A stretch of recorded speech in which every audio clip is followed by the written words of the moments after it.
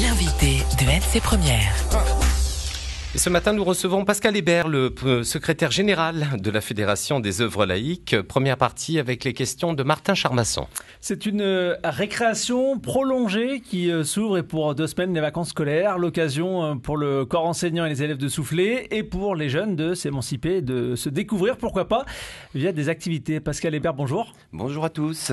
Merci d'être avec nous ce matin et on va parler avec vous dans cette première partie de ce que propose justement la Fédération des œuvres laïques pendant cette période, du contenu, des personnes qui encadrent les activités. Mais d'abord, quelle est la priorité pour vous au travers de ce que vous proposez ?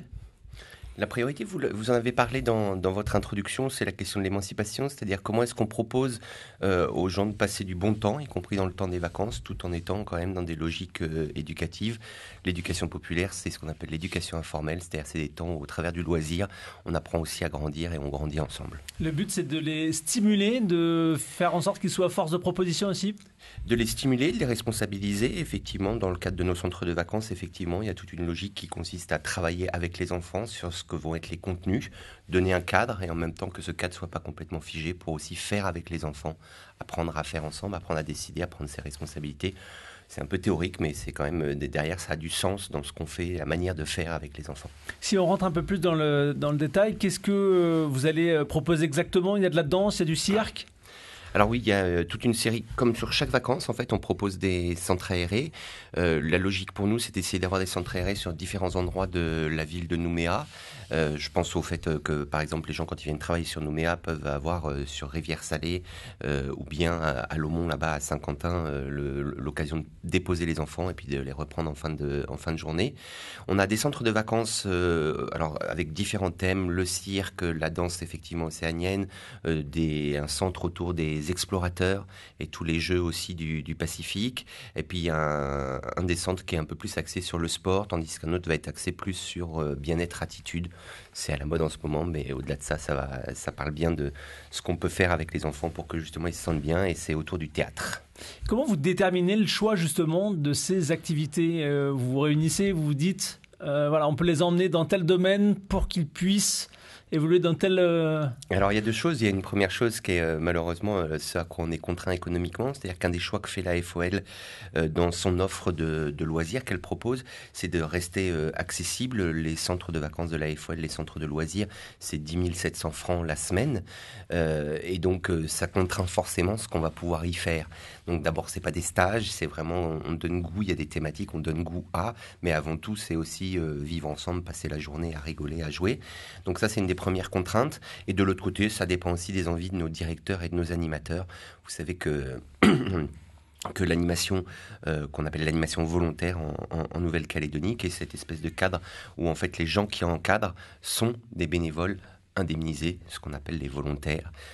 Donc ils ont effectivement bien évidemment leur mot à dire et puis leur rapport dans le choix des thématiques. Il y a justement un renouvellement au niveau de ces animateurs, ou est-ce que vous fonctionnez avec des personnes avec qui vous avez l'habitude de fonctionner depuis de nombreuses années ? Alors vous avez, si vous voulez, les directeurs, les animateurs, c'est un parcours qui est en continuité, hein, c'est un parcours extrêmement intéressant d'un point de vue citoyen. On pourrait en parler longtemps, mais concrètement, donc les directeurs sont des gens qui souvent ont fait un long parcours, donc ceux-là sont très souvent des gens qui reviennent systématiquement. Nos animateurs, il y en a toute une partie qui reviennent très régulièrement, et puis il y a aussi tous les nouveaux, tous les gens qui se forment au fur et à mesure. Il faut avoir conscience qu'il y a plein de gens aussi, et c'est malheureusement une des réalités sociales de la Nouvelle-Calédonie, qui pour compléter leur vie professionnelle sont obligés d'en passer parce qu'ils ont un 2/3 temps ou ce genre de choses.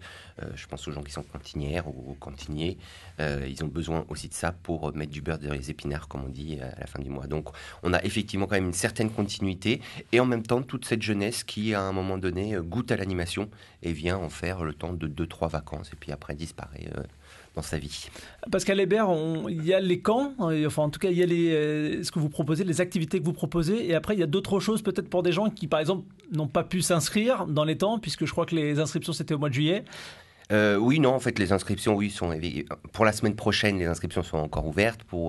Si les gens viennent aujourd'hui à la FOL, rue Tarania, au 21 rue Tarania, ils pourront encore s'inscrire, mais effectivement, on commence à être un peu court. Après, ça, c'est effectivement pour les enfants sur les centres de loisirs et centres de vacances.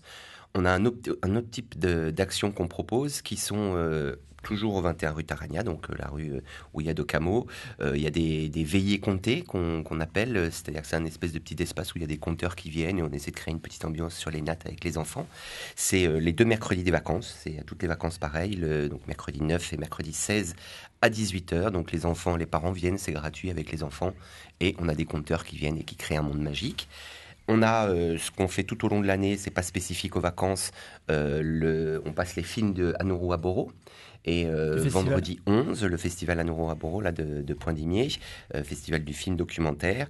Et on passe ce vendredi The Price of Peace, qui est le prix de la Bibliothèque Bernheim, le meilleur long métrage du Pacifique, et qui était un documentaire qui parle d'un militant maori et qui s'est battu pour que sa tribu devienne une nation souveraine en Nouvelle-Zélande. Donc c'est vraiment autour de la réflexion sur effectivement le militantisme.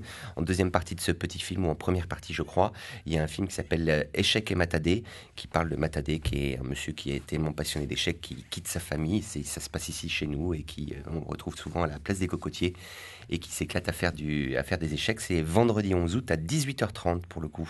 Alors, il y a une œuvre qui est particulièrement large. Je reviens juste sur la partie animation. Vous, au niveau de la FEL, vous êtes aussi formateur d'animateurs. Comment se passe cette activité-là ? Tout à fait, ça c'est vraiment un des points importants. Je l'évoquais tout à l'heure, l'animation volontaire, c'est un outil que nous, au-delà du fait que nous, on est une association d'éducation populaire, où on essaie de proposer des temps de loisirs qui aient du sens, des temps de loisirs éducatifs, ce qu'on appelle l'éducation informelle, c'est aussi l'accompagnement de tous les jeunes adultes aux premières responsabilités, le monde de l'animation. C'est-à-dire que les gens se forment techniquement sur comment on crée un espace où les enfants sont en sécurité affective et physique, mais c'est aussi un moment où les gens prennent leurs responsabilités, où les gens s'organisent, où les gens construisent ensemble des projets. À chaque vacances, ils sont dans des logiques de quand je fais une action et que je propose une animation, quel est le sens ? Et donc on est aussi sur un travail sur le sens. Donc ça, effectivement, nous on est organisme de formation. On est 4 organismes de formation en Nouvelle-Calédonie. Et c'est hyper important pour nous parce que c'est aussi accompagner les gens. Ils ne sont pas juste là pour venir nous permettre d'avoir une offre de loisirs pas chère, parce que c'est ça la réalité. Hein. Vous avez vu les prix tout à l'heure. Si on sort des prix à 10 700 francs la semaine, c'est bien parce que les gens qui viennent sont des bénévoles indemnisés. Si c'était des salariés, vu le nombre d'heures encadrées, vous imaginez bien que les prix ne seraient pas les mêmes. Donc effectivement, notre responsabilité à nous aussi, c'est que ça ait du sens pour eux et que ça les fasse grandir, ces animateurs, ces directeurs, ce qui est notre cas aussi à nous, puisque ce sont des échanges où nous aussi on grandit en même temps. Mais donc il y a vraiment toute une question de la formation. Pour vous donner un tout petit exemple pour illustrer mes propos, vous avez une cantinière, je me souviens que ça a été un moment moi qui m'a énormément touché, qui donc dans sa vie est cantinière avec pas forcément des grandes responsabilités au quotidien dans le travail et qui par l'espace de l'animation, à force de se former, est devenue directrice, a eu son diplôme, enfin c'est pas un diplôme, son brevet, c'est le BAFD, le brevet d'aptitude aux fonctions de directeur. Et ça a été pour elle un moment extraordinaire parce que effectivement, dans sa vie quotidienne professionnelle, parce que elle n'a pas réussi dans les études ou pour d'autres raisons personnelles, familiales, elle n'a pas pu prendre un travail de responsabilité. Et d'un coup, au travers de l'animation, elle a pu grandir, mettre des mots sur ce qu'elle fait et prendre des responsabilités. Donc c'est assez passionnant de faire ça, d'accompagner ces personnes. Une belle trajectoire, Pascal Hébert. On va reparler évidemment de la FEL et de ses activités dans la deuxième partie de l'invité de la matinale tout à l'heure à partir de 7h10.